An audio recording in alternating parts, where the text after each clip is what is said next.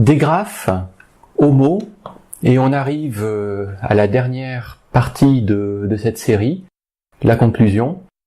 J'ai un t-shirt Free Your Mind, mais je vous remplis l'esprit peut-être plutôt qu'autre chose.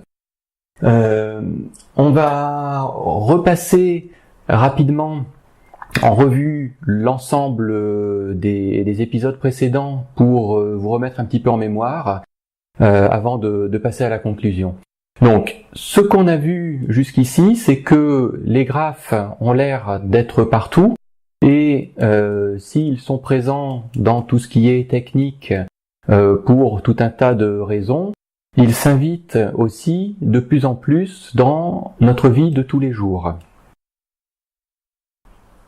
Ces graphes, en fait, semblent être une façon très ancienne et qui colle à la façon dont notre cerveau fonctionne, de représenter, d'organiser de l'information. C'est quelque chose qui permet de mieux communiquer de l'information complexe de manière fiable. Et au fil du temps, donc l'information a toujours été représentée de cette façon, avec une complexité qui peut avoir l'air d'aller croissant, mais qui finalement tire ses racines toujours des mêmes choses.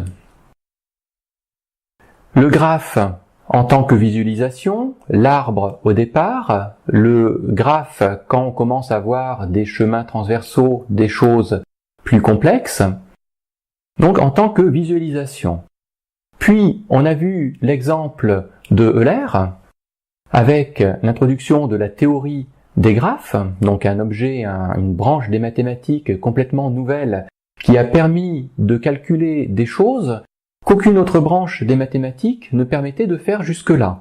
Donc le graphe ensuite qui devient un outil mathématique en tant que tel, qui ouvre la voie à d'autres choses et y compris simplifier de la connaissance ou des choses complexes, les rendre plus abordables, plus compréhensibles pour nous. Des algorithmes directement dérivés de cette théorie des graphes, donc le PageRank au cœur de Google, qui peut être mal compris et avec des paradigmes qui sont parfois mal appréhendés.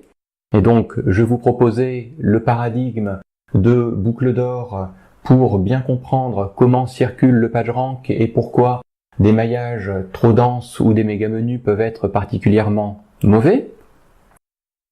L'aspect, donc, mathématique. Le graphe, donc l'algorithme TextRank, que j'espère vous avez pu creuser un petit peu, voire commencer à exploiter, qui lui permet d'adapter, d'appliquer la théorie des graphes à des choses qui a priori n'ont rien à voir, comme ici du texte, et qui donne des choses extrêmement intéressantes puisque non supervisées, de l'extraction de mots-clés, sans intervention humaine, sans connaître la langue, la thématique, sans faire de grammaire ni rien du tout, ou du résumé automatique d'articles. Donc, graphe qui est partout, qui a toujours servi à représenter de la connaissance, qui était au début juste un moyen de visualiser de l'information, de transmettre la connaissance, mais qui est devenu un outil de calcul à part entière et qui permet de faire des choses qu'on ne pouvait pas faire avant. Donc, en conclusion, en fait, on n'a pas inventé grand-chose, puisqu'il y a beaucoup de procédés, de choses qui semblent modernes, en fait, qui tirent leur racine ou leur fonctionnement de choses extrêmement anciennes.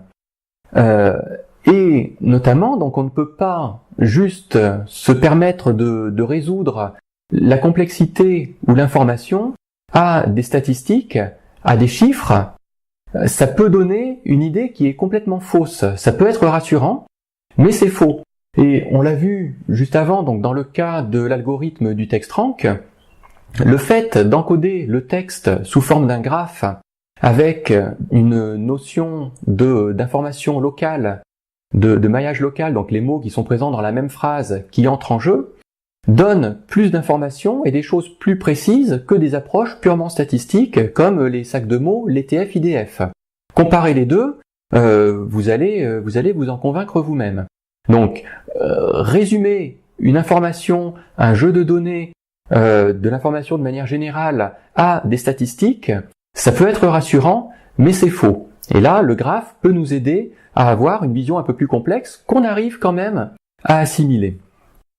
Alors, est-ce que vous savez ce que représente cette image? Donc là, vous pouvez peut-être tricher un petit peu, mettre en pause ou aller voir. Quand j'ai posé la question à Que du Web, peut-être certains savaient, mais n'ont pas osé reconnaître l'image. Cette image, en fait, on est en 1859 et Darwin, ici, publie De l'origine des espèces.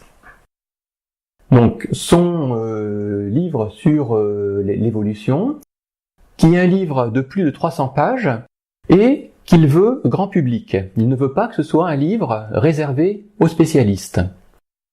Et dans ce livre, il insiste pour que son éditeur y publie un graphe, un arbre, qu'on voit ici sous forme, en tant que brouillon dans ses croquis, qui est son arbre de la vie. Comment les différentes espèces se sont organisées et les différentes branches de l'évolution des espèces. Donc il insiste pour y inclure ce graphe, cet arbre, et cette illustration est la seule de tout son ouvrage. Donc c'est une représentation, une image qui est tellement parlante qu'il ne voit pas d'autre moyen d'exprimer sa pensée et de communiquer ce qu'il veut dire autrement que par cette image.